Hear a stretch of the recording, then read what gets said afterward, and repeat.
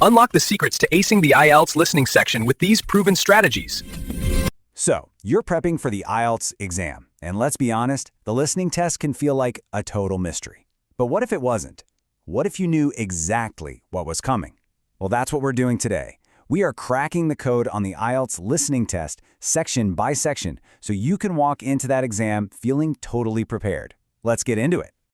It's a great question, right? Because this test isn't just about understanding English words. It's about navigating different accents, different situations, and different kinds of questions, all while you're on the clock. So think of this as your personal, guided tour of the entire audio journey, from start to finish. Here's how we're going to break it all down for you. We'll start with the basics, then we'll walk through each of the 4 parts, from a simple phone call all the way to a full-blown university lecture.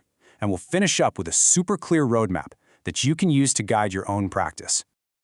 All right, first up is part 1, the everyday task. This section is all about listening for very specific, concrete details in a conversation you might have in real life.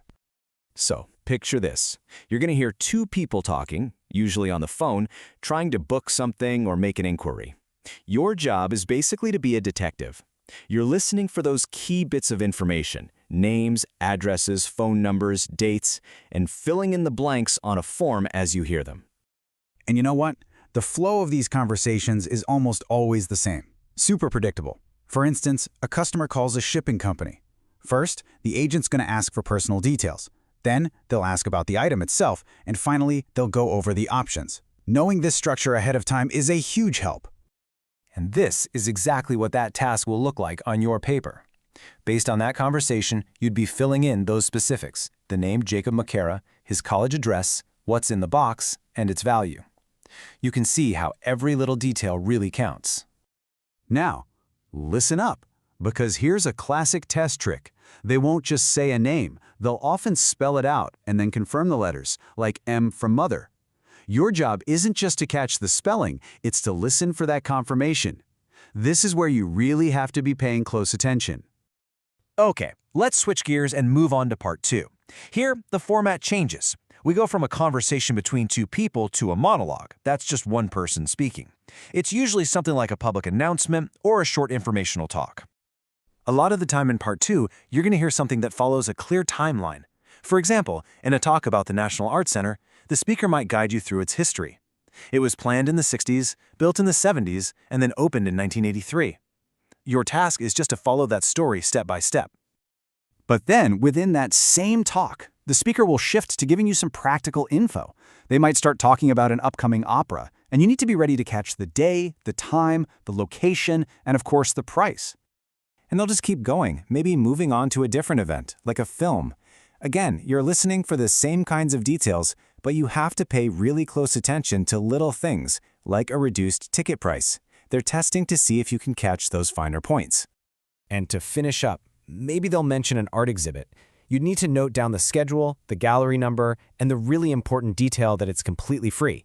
So you can see, part 2 is all about pulling out those key facts from one continuous talk.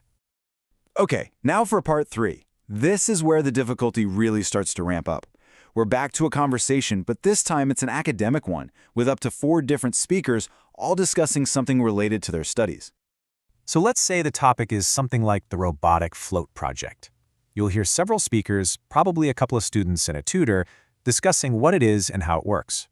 Your goal here is to follow the conversation and really understand the main concepts they're talking about. A big thing you'll need to do in part 3 is follow a process. Here, for example, the speakers are laying out the 4-step cycle of how this robotic float actually works. Being able to track a sequence like this is a really key skill for this part of the test. And from there, the discussion will usually branch out into why this stuff actually matters in the real world. You'll need to follow along as they bring up different points, identifying all the various ways this data is used, from climate research to search and rescue. This is where you really shift from just listening for facts to listening for ideas and opinions. And that brings us to the final mountain to climb, part 4, the university lecture. This is, without a doubt, the most challenging part of the test. It's one speaker giving one long academic talk. So for this last section, you're listening to a lecture and you have to complete a summary of it by filling in the missing words. This tests everything at once. Can you follow a complex argument? Can you pick out the main ideas? Can you catch very specific vocabulary? And remember, there are no breaks in the audio here. It's one continuous monologue. So for instance, if the lecture is on social phobia, you'll be listening for key concepts like when it starts, what influences it, and how people cope with it. The words you need to write down will come directly from what the lecturer says, so your focus has to be razor sharp. Phew, okay. That was our grand tour of the entire listening test. Now let's pull everything together into one simple roadmap so you can see the whole picture at a glance. This slide right here, think of it as your ultimate cheat sheet. Part 1, it's a simple transaction. You're listening for details. Part 2 is a monologue. You're hunting for facts. Part 3 gets way more complex. It's an academic discussion where you have to track arguments. And Part 4 is the peak, a full academic lecture where you follow the main ideas. You see the progression? It's crystal clear. It moves from simple and specific to complex and conceptual.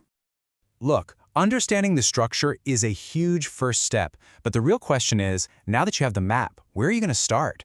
Which part will you practice first? Because focusing on your weakest area might just be the secret to cracking this code for good.